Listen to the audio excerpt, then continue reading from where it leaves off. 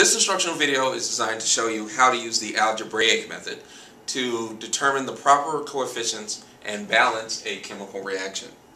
So the first step in the algebraic method is to write dummy coefficients in front of every species, so on both the reactant and product sides. Now, once we've assigned those dummy coefficients, we want to write out algebraic equations based on each element and their stoichiometric ratios. So first we have to write one for carbon, then hydrogen, nitrogen, and oxygen. For every one copy of this molecule that we get, we'll have one carbon atom, so that's A. None here, hit the yield sign, and one here, so A equals C.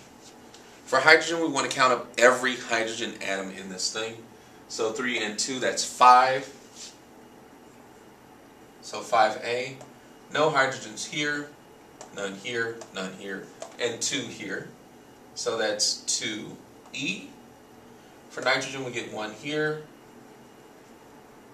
and 2D. And then finally, for oxygen, we have 2B, gives us 2C plus E. So now we've written out our equations, all of these things make sense, and the next step is to determine that if I pick a value for one of these, will I get a value for all the others? So if I assign a value to A, I know what C is, I know what E is, and I know what D is. Based on that, I have C and E, so I can determine a value for B. So with that knowledge, we can make an assignment. So let's let A be equal to 1. And we'll determine the values for B, C, D, and E. If A is 1, A equals C, so C also has to be 1. A is 2 times D, so if A is 1, then D must be 1/2. 5 times A is 5, that's equal to 2E, so E must be 5/2. And now we can plug in our values for C and E to determine a value for B.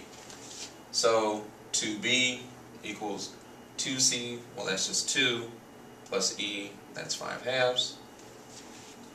And so now we would need to divide everything by 2 after combining 2 and 5/2. So 2 is 4/2, so that's 9/2. So B is going to be 9/4.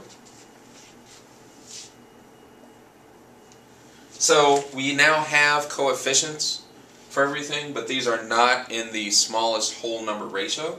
So we want to use that smallest whole number ratio possible. In order to eliminate our fractions, I'm going to need to multiply everything by 4.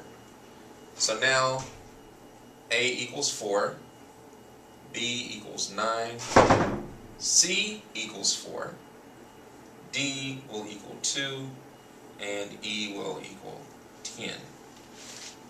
So now that we have the smallest possible whole number ratio here, we can take all of these and replace our dummy coefficients with these values.